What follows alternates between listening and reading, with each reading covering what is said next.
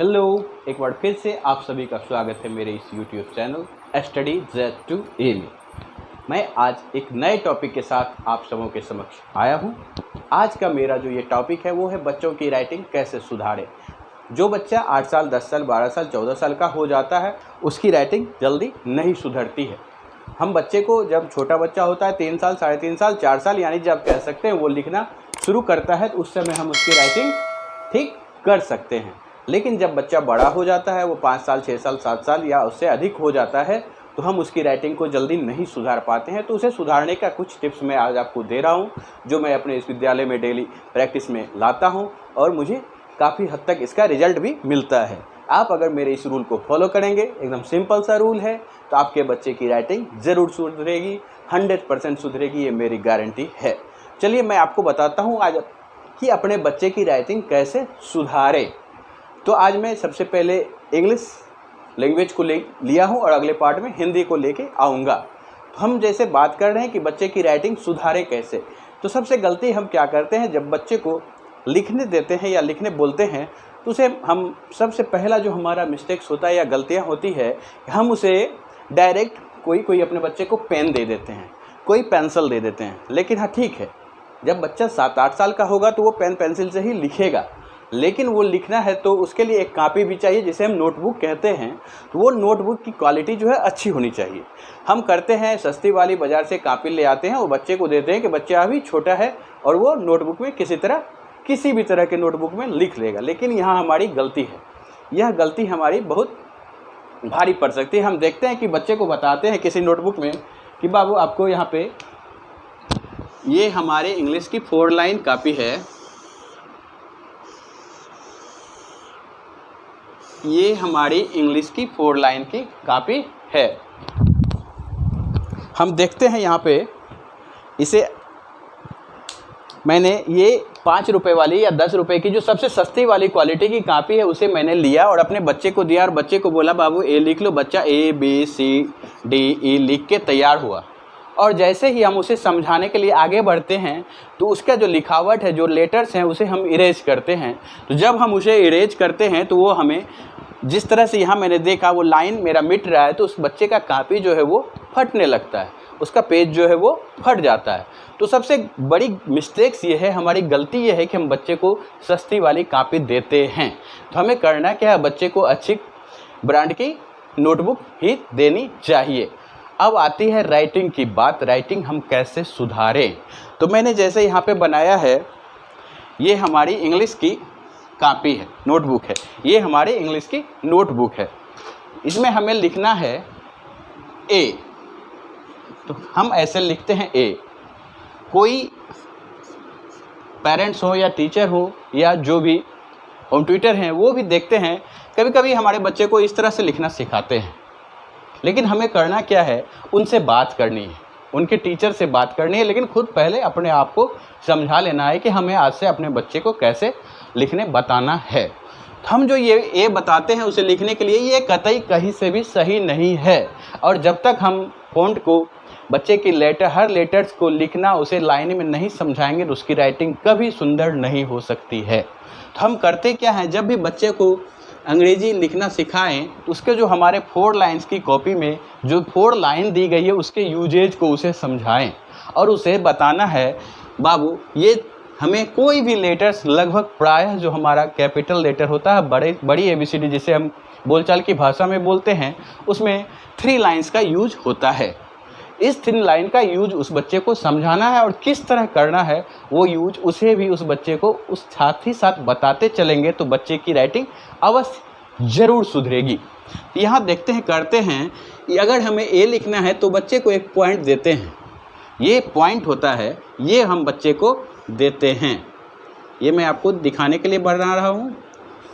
ये जो मैंने यहाँ पॉइंट दिया था, ये पॉइंट 3 लाइन को टच कर रहा है। अब अगर बच्चा इस तरह से ए लिखता है तो हमारा ए बिल्कुल ही सुसज्जित, सही दिखने में लग रहा है, काफ़ी अच्छा इसका रूप लग रहा है और ये पहले से कहीं बेहतर नज़र आ रहा है।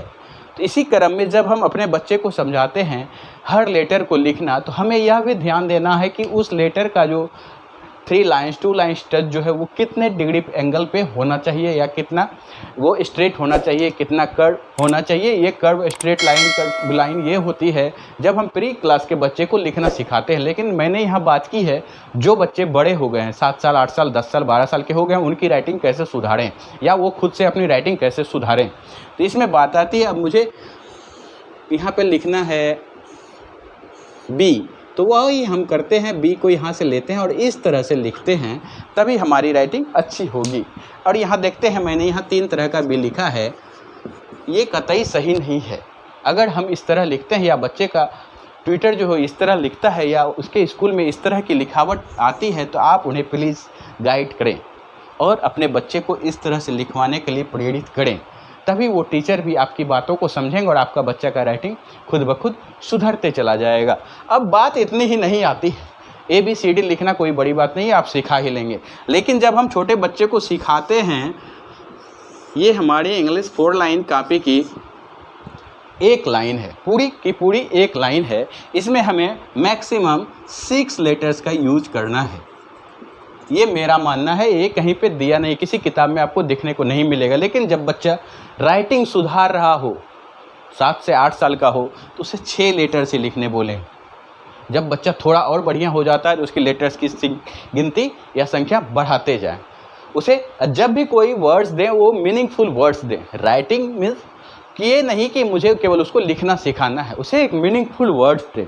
जैसे आप अपने बच्चे को काउंटिंग सिखाते हैं, रोमन सिखाते हैं, न्यूमरल सिखाते हैं, तो वो किसी भी तरह का फ्रूट्स नेम हो, फ्लावर्स नेम हो, या डिजिट्स के बारे में लिखना है, तो वो हम जैसे बताते हैं तो उसे हम ये इस तरह से करते हैं। हमें फ्रूट्स नेम बच्चे को सिखाना है तो उसे बात बात में ही APPLE इस तरह की राइटिंग लिखने दें, तो बच्चे का मन भी लगेगा और बच्चे को हम सिखाते भी चले जाएंगे, बाबू आपने क्या लिखा है, आज की राइटिंग में आपको क्या टास्क मिला। तो बच्चा खुद से बोलेगा APPLE, एप्पल, APPLE, और उसकी एक नहीं, 2 नहीं, 3-4 बातें यहाँ से सुधरती चली जाएगी। हाँ, बात आती है जब बच्चा बड़ा हो गया है, 12 साल 14 साल 15 साल 18 साल हो गया है, कोई बच्चा मैट्रिक में है, कोई इंटरमीडिएट में है, उनकी राइटिंग नहीं सुधर रही है, तो उन भाई जो हमारे छोटे भाई बहन हैं उसके लिए भी मैं एक टिप्स लेके आया हूँ।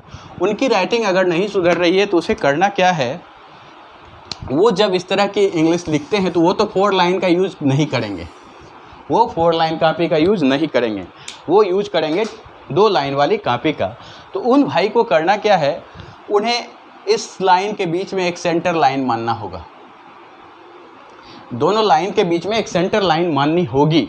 और वो जब भी कोई लेटर्स स्टार्ट करते हैं, वर्ड स्टार्ट करते हैं, तो फर्स्ट लेटर को हल्का क्रॉस लिखेंगे। जैसा मैंने बोला था कर्व लाइन, तो वो हल्का क्रॉस लिखेंगे। और जब भी कोई दूसरा लेटर्स लिखेंगे तो उस लेटर्स का यहाँ पे आप देखेंगे हर लेटर को, ये जो A है उसके बाद मैंने P लिखा है, फिर P लिखा है, फिर L लिखा है, फिर E लिखा है। इस लेटर्स के बीच का जो ये डिस्टेंस है वो बिल्कुल इक्वल होना चाहिए। कोई भी वर्ड में जितने भी लेटर्स आते हैं उनके बीच का जो डिस्टेंस है, उस लेटर्स के बीच का डिस्टेंस जो है वो बिल्कुल इक्वल होना चाहिए, तभी हमारा राइटिंग अच्छा होगा। अब देखते हैं, मैंने यहाँ लिखा है अ बॉय। ये दिखने में थोड़ा ठीक लग रहा है, लेकिन इसे ही हम लिखते हैं अ बॉय। तो ये दिखने में भी आपको पता लग रहा होगा कि ये कैसा, ये इसका डिस्टेंस जो है वो बिल्कुल कहीं से इक्वल नहीं है, और या जो हमारा जो लिखावट है वो बिल्कुल कहीं से कहीं लिखा हुआ है। तो ये हमें सिस्टमेटिक ढंग में नहीं दिख रहा है, हमारे बच्चे की राइटिंग भी अच्छी नहीं दिखती है। तो जब कोई बच्चा बड़ा हो जाए तो उसे हमें ये बताना है, या जो भाई मेरा खुद से देख रहे हैं उसे ये समझना होगा कि उनका जो हर वर्ड होगा, हर वर्ड के बीच में जो भी लेटर्स आते हैं उस लेटर्स के बीच का जो डिस्टेंस होता है वो बहुत इक्वल होना चाहिए। और उसकी जो हर लेटर का जो ये है ऊपर से नीचे का जो लंबाई, जिसे हम कह सकते हैं लेंथ कह सकते हैं, वो जब उसके एक वर्ड में कोई भी लेटर्स हो, या कैपिटल या स्मॉल का यूज हम कर रहे हैं, तो वो कोई स्मॉल हो या कैपिटल हो, उस लेटर्स का जो ये लेंथ है वो बिल्कुल इक्वल होना चाहिए। ये केवल डिस्टेंस ही नहीं, उसका लेंथ भी इक्वल होना चाहिए, तो हमारा राइटिंग 100% सुधरेगा, ये मेरी गारंटी है। तो राइटिंग पे मैं और भी वीडियो लेके आने वाला हूँ। मेरा जो अभी 2-3 वीडियोज आने वाला है वो राइटिंग पे ही आएगी। अगर आपको आज का ये हमारा टॉपिक अच्छा लगा तो प्लीज़ कमेंट कीजिएगा आपके बच्चे में किस तरह की परेशानी है, मैं उसे 100% दूर करूँगा। तब तक के लिए जय हिंद, जय भारत।